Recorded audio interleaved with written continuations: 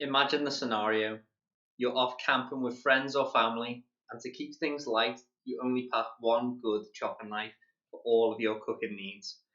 Within the first couple of days of your 7 day trip, you notice that the handle is loose, and for each meal you prepare, you begin to worry that it won't work and it won't make it through the whole week. You get out the gaffer tape and manage to strengthen it, but every time it gets wet, you have to reapply. Eventually, you chop one too many potatoes and snap. The handle breaks off. You try to tape it again, but it's useless. It's going to hurt too much to hold the handle with your bare hands or a cloth, and then it comes to you, a stroke of genius. That bottle of wine that you enjoyed yesterday, the cork is lying in the bin. So you have a rummage through and you dig it out and you wash it in a bowl and carefully press it onto what is left of your poor broken handle. And it works perfectly. And to your delight, it lasts for the whole week. Let's fast forward to your arrival home. You're unpacking your bags and you notice your little precious knife. You place it down on your kitchen worktop and it's next to the block of your actual shiny, sharp kitchen knives. And you smile.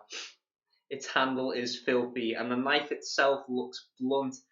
It is a rudimental instrument that, despite being the crown and glory of your camping trip, now looks wholly out of place in a kitchen, especially when it's next to your fully functioning, sharp, clean knives.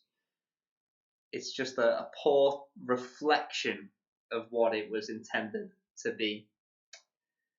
This is all very much what Paul the Apostle is talking about when he writes his first letter to the church in Corinth.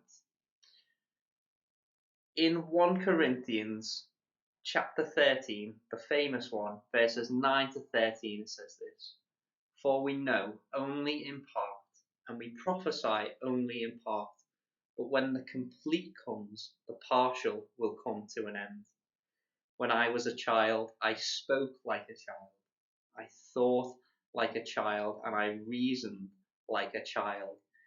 When I became an adult, I put an end to childish ways.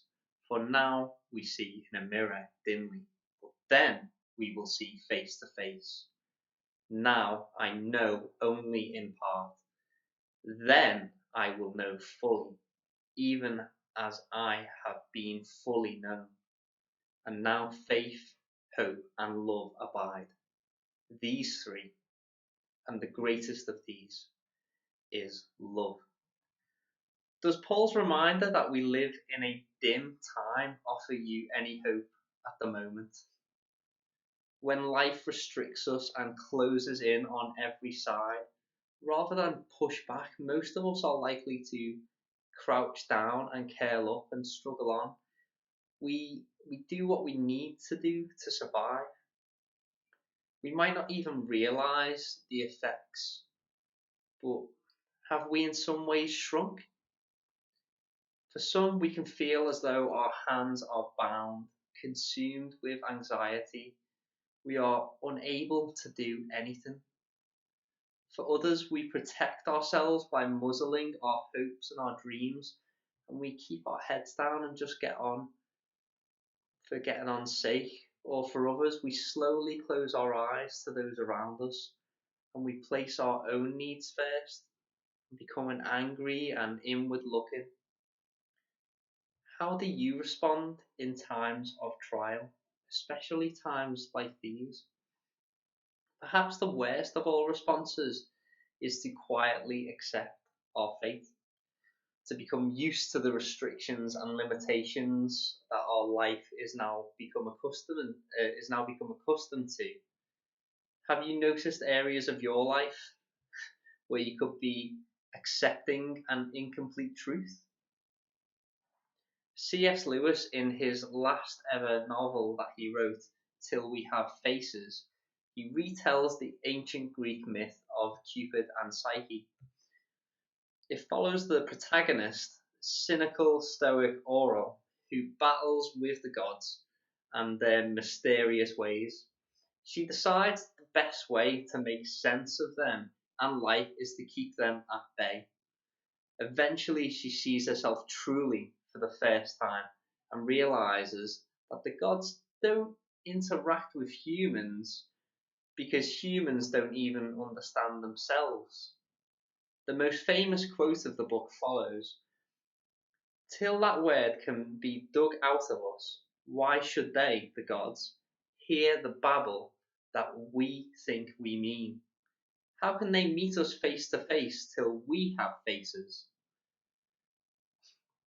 Lewis, like St. Paul, understands that we do not know the mind of God, that our ideas and knowledge are only in part, and that we cannot ever fully know the complete picture until the moment beyond death, where we finally meet God face to face.